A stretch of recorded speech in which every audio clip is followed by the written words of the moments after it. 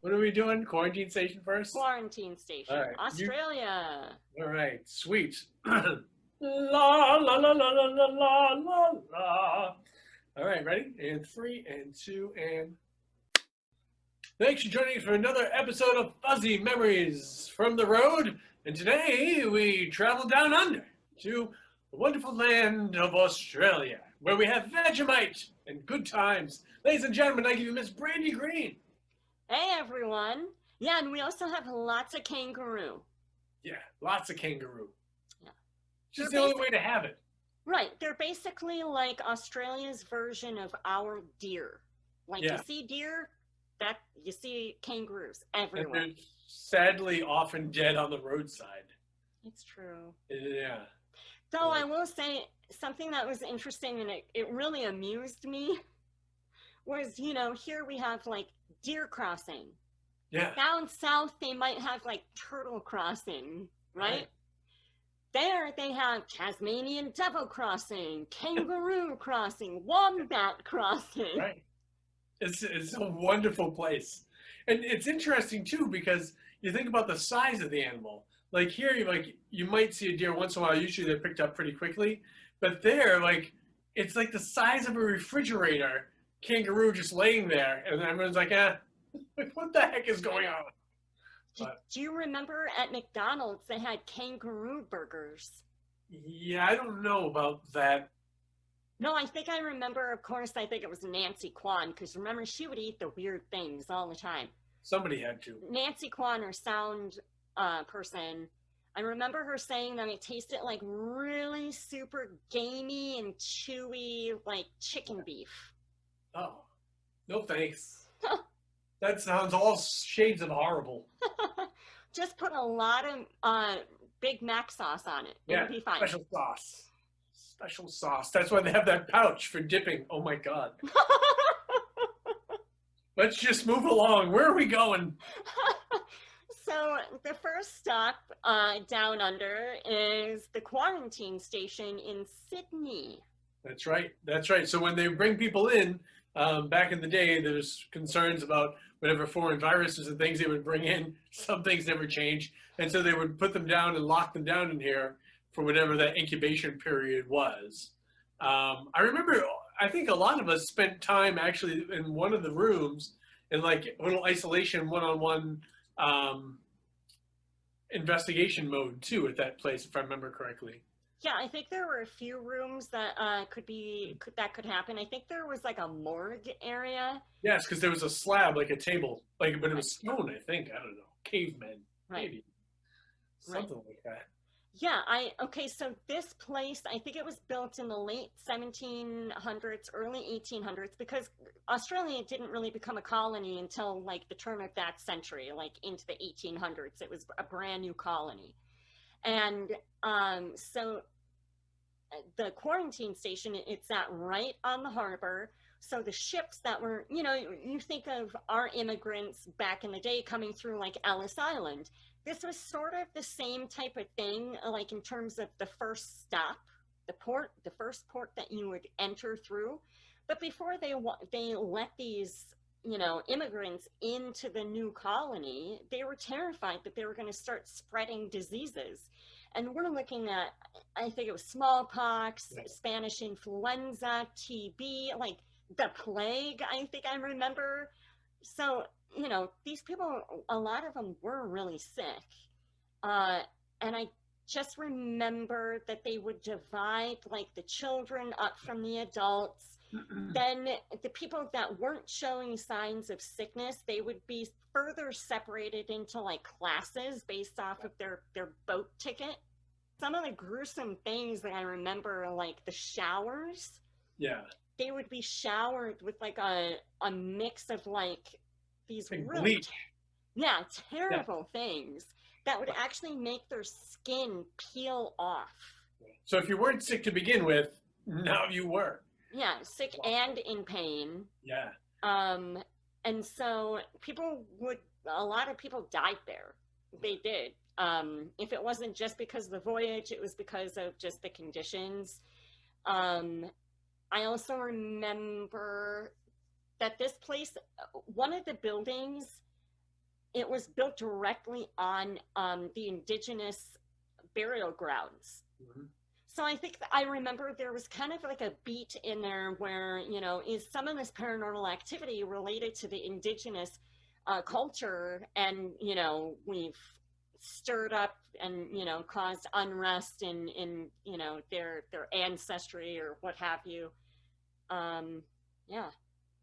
I just remember there were a lot of buildings because obviously, like you said, they had them kind of segregated all over the place.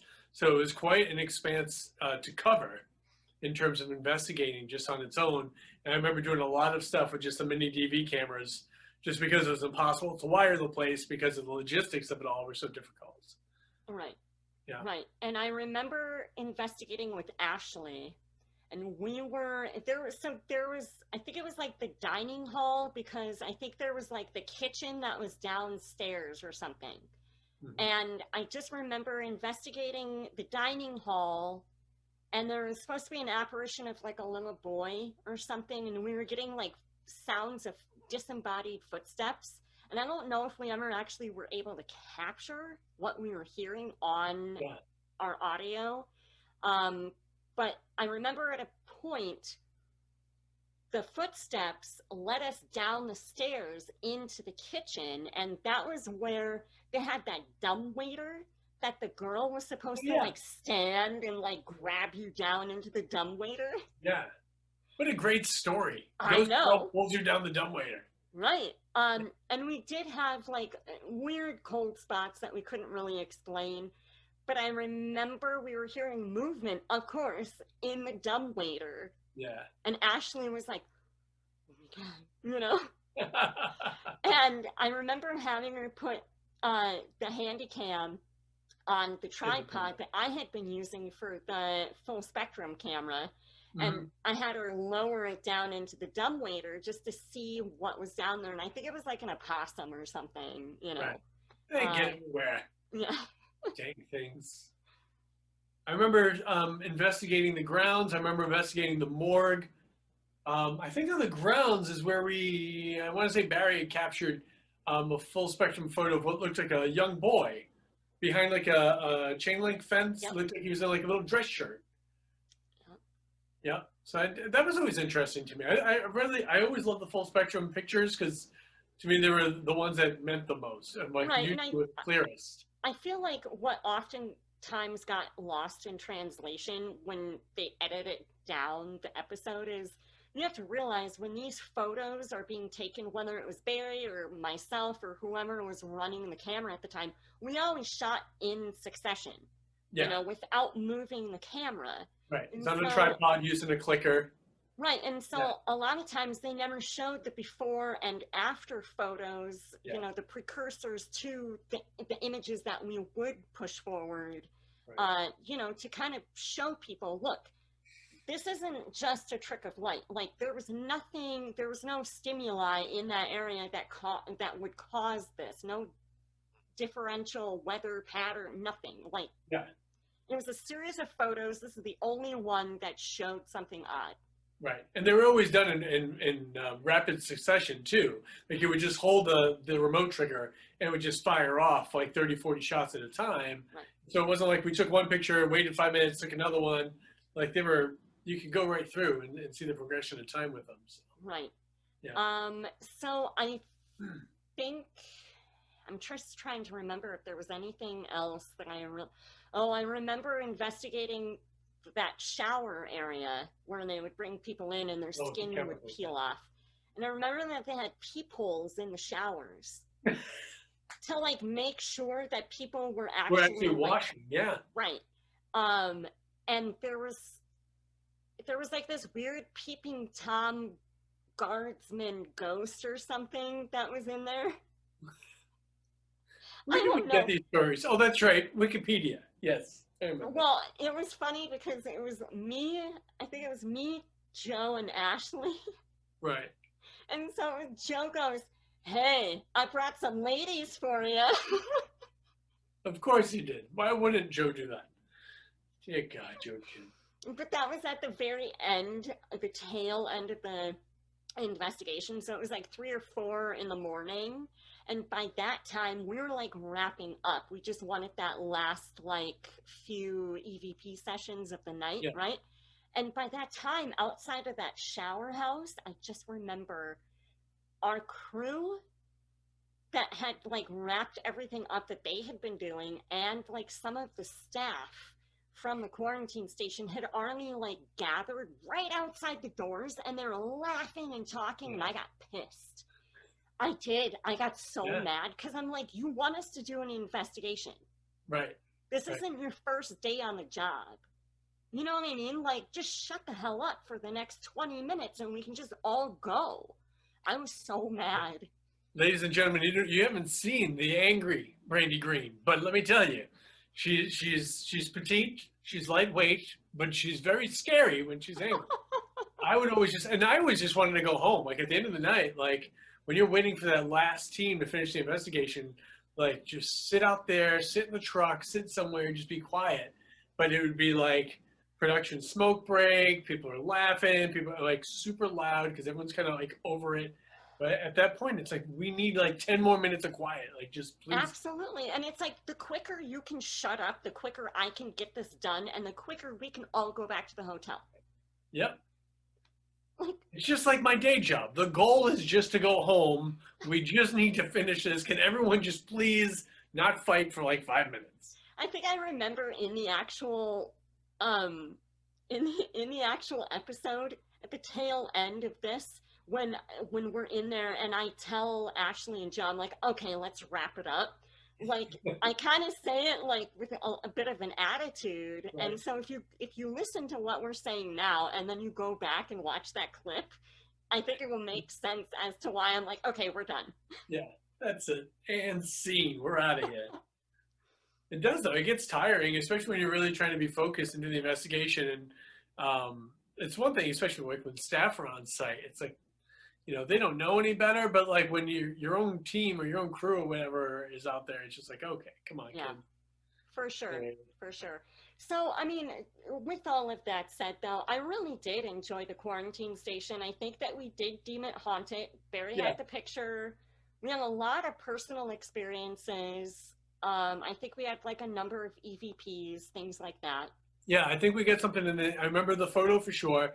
I think we did get an EVP from the morgue room. I don't think we got anything from the Aboriginal side of it. I think we followed up. I don't remember getting anything to go with that.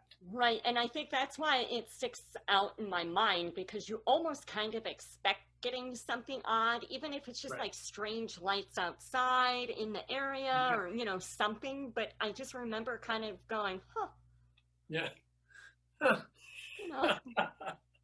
Chalk it up to all that kangaroo meat, I guess. I do remember. So keep in mind, I mean, I was young when I first joined GHI, but Ashley was even younger. I think she had just turned like 20 or something. Like she was young when she Yeah. joined He was GHI. the baby of the group. Yeah. And so she had never really traveled outside of the country, and you know, it was all very new to her. And I remember we were walking. It was daytime. It was like, I think maybe you guys had been shooting like the reveal or something, because we were on site. Mhm. But it was during the day, and it was me, her, Joe, and Barry. We were walking like just through the quarantine station area, and Barry tells Ashley, well, you know what the Aborigines did. Oh no, these are never good. She's like, no, what? You know, innocent. They were cannibals. And they say that sometimes they still sneak up on, you know, and he had this whole story, and she was literally like walking as close as she could to like me and Joe. Barry was the worst for these kind of stories. I remember early in GHI, before you joined us, Brandy, we were driving through New Zealand, and I think we were going to Larned Castle, and there's a field with all these birds, and like they were obviously like eating worms or whatever is out there. And Barry had, I believe it was Donna LaCroix, convinced that those were trained birds that the farmers had to help them plant seeds. They hold the seeds in their bills and they go out and they. You always have this. I've had another cast member believing that you had to take sheep and box them up and put them in the barn because, like a wool sweater, they would shrink when they got wet in the rain. But he would make such an elaborate story out of it with all these weird, intricate details that you almost want to believe him, even though you know it's complete nonsense. Yeah. No, he was full of stories. I do remember that. Yes, indeed. Dear Lord. So haunted quarantine station. Yep. Sydney Harbor. So we stayed in Sydney. I don't really remember much of like the hotel. I think it was one of those weird.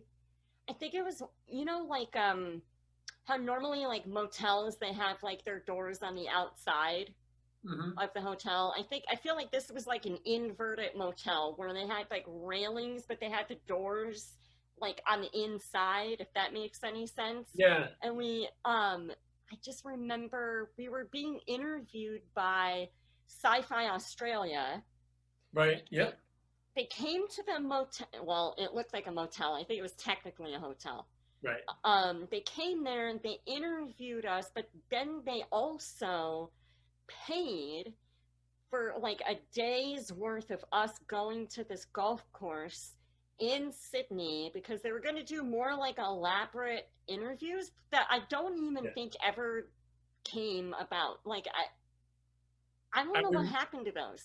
I remember being interviewed, and I remember I sat down and like it was like video, like they had lights and everything, and they had like the golf course in the background. I don't remember it ever airing or hearing about it or anything else. My favorite part was driving in the golf carts and chasing kangaroos around. Because what else do you do? Yeah. So like, we've paid for your day here. Do whatever you want to do. If you want drinks, they're over there. If you want the golf carts, they're over there. And I'm not a golfer. So Ashley and I were in a golf cart. She drove for half the time. We almost ended up in a pond. We were chasing I believe down... it's a water hazard. It's not a pond. It's a water hazard. I told you, I don't play golf. I would be like Billy Madison or whatever. Happy Gilmore. Right. Happy Gilmore. That would be me. Time though. But they were big, giant, gray kangaroos, and I mean, those things are huge. Yeah, for sure. They're like over 6 feet tall. You don't want to get kicked by one of those. No. Giant. Yeah. So that was kind of fun. I mean, how often can you say you went to Sydney and chased kangaroos down with golf carts? Right. Yeah. Drink some beers, hop in the golf cart, push that thing all the way up to rabbit speed and chase a kangaroo around. Why the heck not? I'm pretty sure I could have ran faster than those golf carts. Yeah, no. It was not good. But it was fun anyway. It just seemed really like... It was fun, but it was like a waste of time. It was one of those things because nothing ever came of fruition of it. No. It was just like another outing. Just, you have a day to yourself, we're going to ruin it. Great. I don't think we did an outing, though, in Sydney. I remember just going on my own or with whoever, but I remember going to the harbor, taking pictures outside the Sydney Opera House. I remember seeing the guy playing the didgeridoo, and he had CDs of his didgeridoo playing, but then he took a break to drink like a Diet Coke, and the didgeridoo music kept playing because he was just basically holding it in front of him and playing his own CD. So I was like, it felt kind of like Times Square in that, like it was a little bit of a ripoff. I'm like, oh, this is not what I thought was going on. He was the didgeridoo of Milli Vanilli. Yeah, he's the didgeridoo. That's I never got to Sydney Opera House, which bums me out. I remember, I think it was Dave Hobbs, the crew did a cruise out into the Sydney Harbor, but when we were in Australia, it was the Southern Hemisphere's winter, of course. Of course. And Case of so bacon. the seas were not very kind. And after having lived through Rockland Island, Yeah. I didn't think that was a capital idea, and I turned the invitation down. And then when they got back, I remember Dave Hobbs and I think Micah. I think they both looked green. Yeah, I Like was they just were gonna like, say. I remember Micah specifically was like green pallor, like was sick as a dog. yeah. No good. No So I'm good. kind of, I mean, I'm sad I didn't get to see the Sydney Opera House, but no way. No. I still have I have a Lipton Brisk bottle of sand from the beach over there. Oh, really? Yeah, I had this idea that I was going to combine sand from all the different, but that's the only one I ever took it from. And you were going to create like this portal that would Yeah, transport you. somewhere. I did urinate in all the oceans though. That was like a win. And I that just was, felt like I should combine myself with the seas of the world. It's also why I don't eat seafood. I'm not the only guy out there that does that. I was going to say, that's exactly why you don't eat seafood. So. It all ties in. It all ties in, but there's little parts of me, the whole world. Well, that's really comforting to know. Thank you. Thank Yeah. you. That and Dracula's castle. I'm like a dog. I like to mark my territory. Okay, on that note. I'm not a proud man, Brandy. I'm just honest. Yeah, I mean, I don't really remember much else from the quarantine station or Sydney as a whole. I didn't really get out much in Sydney, but we drove a lot. We drove. Yeah. We basically flew in, I think, to Sydney, and then we just drove across the entire continent. It's a big continent. We had a lot of travel day just going nowhere. Yeah, we definitely did. Indeed. Good times down at the quarantine station. The Q station, if I remember. That's what it was, the Q station. Is there a Q file? I know it's your favorite part, and We almost didn't get to see it. God, I know, I'm sorry. Let the people see it. They love it. There it is, ladies and gentlemen. The old quarantine. Yeah, and again, what do we have? Wikipedia's finest research. Oh no, they actually spent about 20 minutes on this one. Oh, one of those haunted websites. Yeah, they went to Wikipedia, they read it, and then they made their own bullet points. Oh, nice. Copy paste job. Yeah. I see. Fancy. Fancy. And you know, I think that they at quarantine station, they did, by the time we got there, they had already done their own ghost hunts and stuff. They had hosted those. And I think they still do. They didn't need us at all. No. Oh, well. At least we get to go. All right, so that's a goodbye to quarantine station. Served us well. Where we go next time, Miss Green? So next time we stay in Australia. Sweet. So stay tuned for the next episode where we go to Tasmania. Ah, yes. Down Under continued. We'll see y'all next time. Thank you so much for watching. Bye, guys.